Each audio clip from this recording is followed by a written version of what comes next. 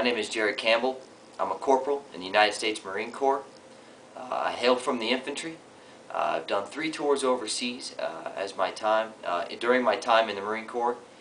And I'm going to talk to you today about the future of warfare, where particularly the type of warfare that's going to be conducted more in the future versus in the past. In the past, we most prevalently used or operated with what we call conventional warfare. Conventional warfare can simply be defined by one large army slugging it out with another large army. And they just go at each other until either one gives up, is annihilated, or neither can continue. Right? This type of warfare is extremely costly, not only in lives, in money, damage to whatever ground that it may cover. And recovering from something like this, that type of warfare, we look at Europe after World War II, and it took decades to rebuild Europe after the extensive damage that was done during the war. It's incredibly destructive, and it's not the most efficient way, though be it an effective way to go about waging war. It is definitely not the most efficient way to do it.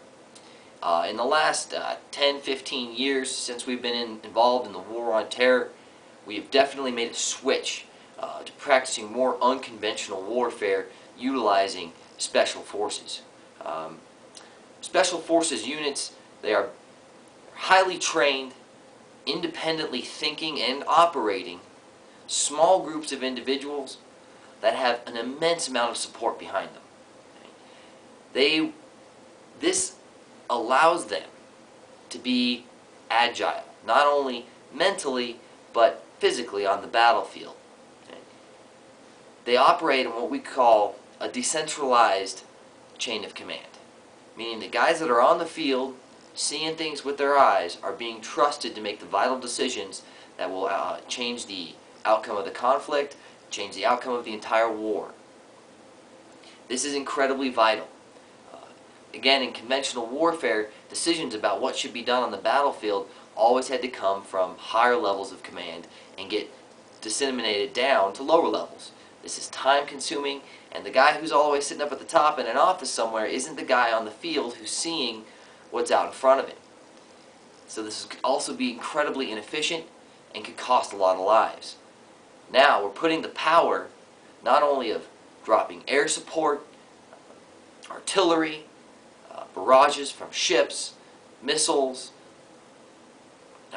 medevacs, all these support assets that soldiers, warriors have on the ground are now being put at the disposal of the average soldier or warrior, marine, sailor that's on the ground.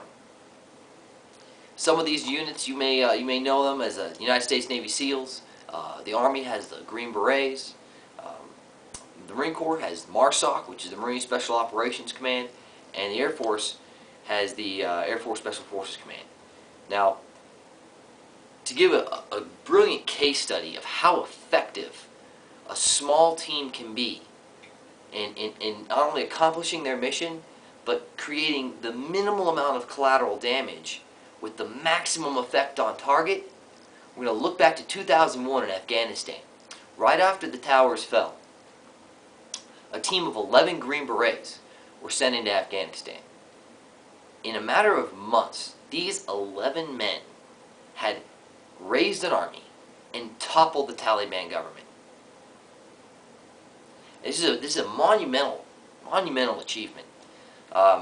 They did this by forming allegiances with the local Pashtun population and creating ties with the Afghan National Army, which was kind of split at the time between, do we back the Taliban, do we not back the Taliban?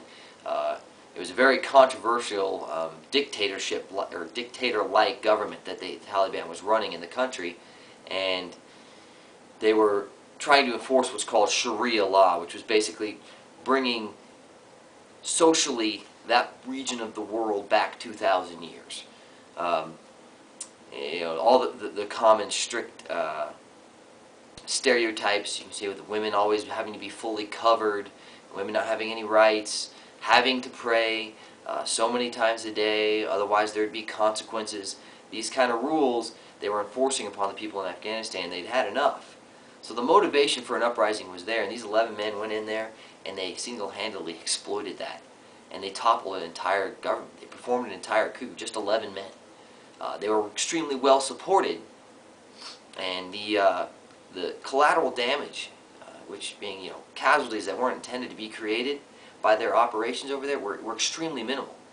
They were very, very precise on where they were dropping ordnance, right, where they were launching attacks. They were working with the local people in and amongst them, and there's no denying the amount of success that they were able to have. In the future, you can definitely expect to see a larger emphasis be put on special forces programs, not only in our own military, but in militaries all the way around the world.